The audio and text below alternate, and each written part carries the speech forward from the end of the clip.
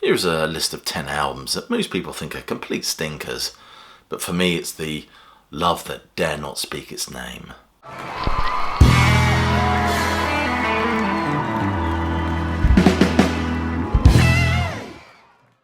Welcome classic rock fans to a list of 10 albums that not only fell foul of the critics, most people seem to view them as rather noisome turds in these bands' catalogues. Nevertheless, I have a soft spot for them. So with no further ado, let's just say if you're new to this channel, please do click like, subscribe and check that notification bell. It all helps the algorithm. And check some of the links below this video for ways you can support the sterling work done at Classic Album Review.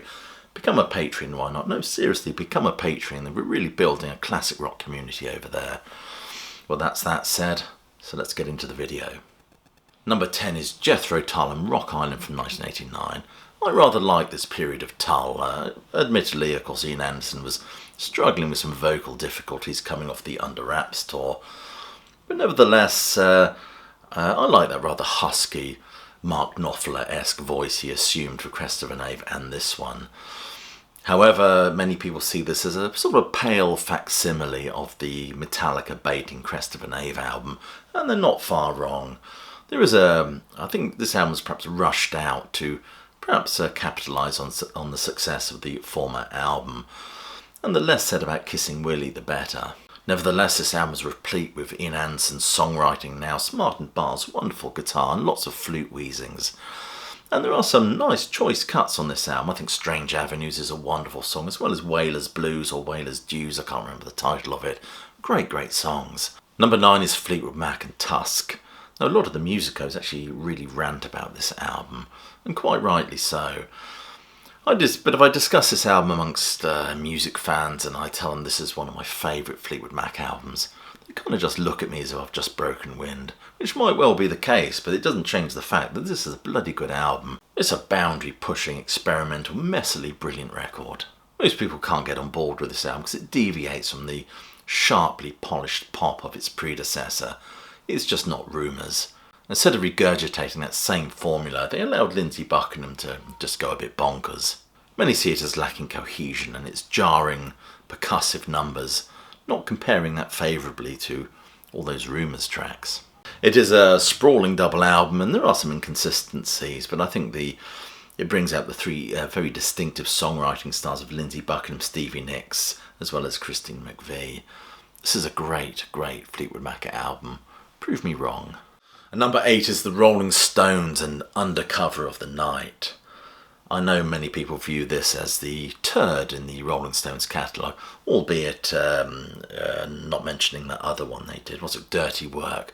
Dirty Work suffered from them desperately trying to sound relevant, but just sounding quite tired and strained and desperate. This album, there is a tendency to drift towards experimenting with sort of funk and reggae tones. But I think this album works. I know I'm in the minority here, but let's face it, Undercover of the Night, what a great song that is. Many people criticise this album for its inconsistent songwriting. They wouldn't be far wrong, really. Let's face it, Jagger and Richards weren't exactly on each other's Christmas card list at this juncture. But Charlie Watts is pretty consistent on this. You get some great guitarists from Keith Richards, and Jagger is still strutting around with a face like a chewed toffee. What more could you want? Many people argue this band has been on a slippery slope to mediocrity since 1972's Exile album. Well, I've picked over the bones of that argument and have some sympathy for the detail of what's being said. This band may have become a bit patchy, but there are patches of brilliance nonetheless. Number 7 is Pink Floyd and Endless River from 2014. I always feel that I should dislike this album, but whenever I listen to it, I always lose myself in its beautiful atmospheric meanderings. It is of course a tribute to Richard Wright and a rather melancholic swan song for this band, but I rather enjoy the stuff on this album, apart from that dreadful song they've tacked on right at the end. Some people argue that if Pink Floyd did Wallpaper, this would be it. But this band have been a bit beige for a while now, I think. I always argue, I know this is a rather contentious thing to say, but I always argue that the last truly great Pink Floyd album was Animals 1977. I'm not a big fan of The Wall, not a huge fan of the final cut, and the Gilmour-led Floyd is a bit snoozy, isn't it? But this album works for me, probably because there's no pressure on Gilmour to actually come up with any lyrics, and he doesn't have to badger his wife for any. Many argue this is formless and meandering and lacking any significant musical ideas, ultimately deeming it as a collection of undeveloped bits and pieces, a kind of splodge of Floydness. Nevertheless, I really enjoy listening to it.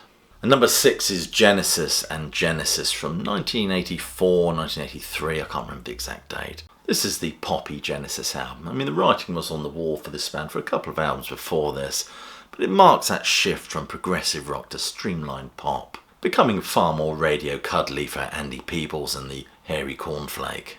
I love the way this album blends toe tappers like That's All with darker theatrical pieces such as Mama, and the progressive Home by the Sea in 2 parts. How proggy is that? This album was a huge commercial success, so a lot of hardcore Genesis fans found it hard to embrace. It was hardly supper's ready, was it? Number 5 is Bob Dylan's Slow Train Coming from 1979. For many, the gospel-infused sound and the religiously themed lyrics were a train too far. But I rather enjoy his born-again Bobness, and I love the tones and lyrical textures explored on this record. I particularly like the track Precious Angel, and there's a wonderful number, God Gave Names to the Animals. I think it's on this one. I used to sing it to my infant daughter. She's forgiven me now. She's grown up to love The Cure. I only have to mention Bob to her and she gets this nervous twitch.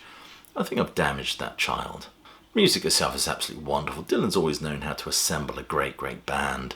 The gospel influences are tight and quite beguiling. We get some beautiful exact note placement from Mr. Dire Straits himself, Mark Knopfler. Number 4 is Fly on the Wall by AC/DC, which I think was about 1983. This received largely negative views from critics and fans who criticised not only the poor mixing but the heavy use of reverb on Brian Johnson's voice, which was too low in the mix already. It sounded like you were listening to somebody playing with a dentist's drill in an adjacent room. Steve Huey of AllMusic said Fly on the Wall continues this band's descent into cookie-cutter mediocrity, with the leering humour of past glory seemed forced and uninspired, and the music remaining somewhat undeveloped and directionless. But I rather enjoy this album. I like the artwork and really loved that little video EP they put out. But it has some memorable tracks. I quite like Shake Your Foundations and Sink the Pink. My word, how PC is that? Of course, it's loathed by many who see it as a rather misguided attempt to muscle in on the whole sort of hair metal thing. Number 3 is Stationary Traveller by Camel from 1984. This 1984 concept album, which focuses on refugees trying to escape the former East Berlin, so as a young impressionable lad in short trousers, but also speaks to my own personal history. My father was stationed in West Berlin in the 1950s, and my mother was working there as a nanny, and she would often speak about the tension, because Berlin was separated into zones in the 1950s. The Berlin Wall didn't go up to about 1962, I think. But they would often speak about the tensions between the different sort of zones, really, that my father had to police. So to cut a long story short, this album strikes a nerve with me. A lot of prog channels rank this album really low, but I think it's quite a cohesive concept. And the blend of that classic Camel sound, yes, there is a kind of a flood of 80s synthesizers on this, but this only complements, I think, this strong instrumental work. Especially numbers like West Berlin and Fingertips and that moving valediction that is Long Goodbyes. Many seem to hate this album, but I love the atmosphere and the emotional depth that is explored on this record. Number 2 is Born Again by Black Sabbath from 1983. Again, this is a divisive record and has that raw, chaotic and dark sound one would associate with Sabbath. It possesses a unique, heavy atmosphere with some real powerful performances, I think, especially on tracks like Zero the Hero. The main issue, of course, is its muddled and muffled production. They say you shouldn't judge a book by its cover, and that's certainly applicable here. But I love the blend of Gillan's voice and that doom and gloom dirge that is a Sabbath sound. For me, it works. It just sounds terrible. Not only do I think this is a great record, it was the last to feature Bill Ward, if I'm not mistaken. And number 1 is Metallica and Load from 1996. This album was labelled existential metal by many who figured Metallica were truly lost at this juncture. It certainly received mixed reviews, many just not liking its genre-bending sound. It shifted away from their thrash roots to embrace a more modern rock style. Yet nevertheless, it still dealt with issues such as isolation and addiction and depression. And of course it has that wonderful jizz-themed cover. Load, what an appropriate title for this album. AllMusic's Stephen Thomas Erlewine considered this album to be repetitive, uninteresting and poorly executed. I consider Load to be an ambitious yet polarising departure, I think, from that core Metallica sound.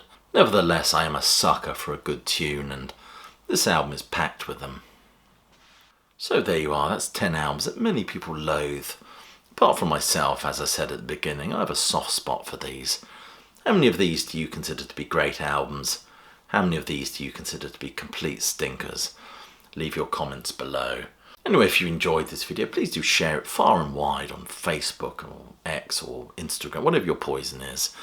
It all helps the channel to grow, helps the word get out there, helps disseminate the message. I'm glad I didn't say inseminate. Anyway, I'll leave you with my closing salvo, which is, as you know, hope you're well, staying safe, and of course that you keep listening.